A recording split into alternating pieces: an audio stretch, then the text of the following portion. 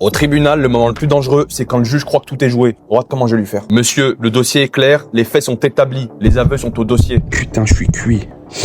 Les éléments démontrent une action réfléchie et organisée. La préméditation est donc caractérisée. Monsieur le Président, Silence. Laissez parler votre avocat, s'il vous plaît. T'inquiète. Chut.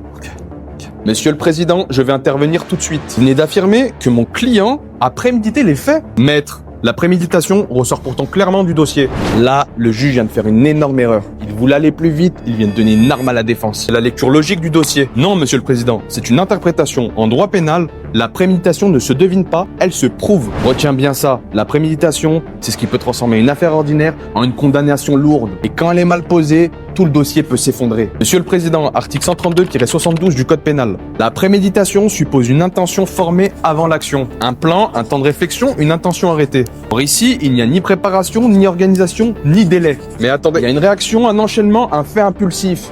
En qualifiant trop vite la préméditation, vous avez surjoué les faits. Sans préméditation, l'infraction telle que poursuivie ne tient plus. Le tribunal constate l'absence d'éléments caractérisant la préméditation.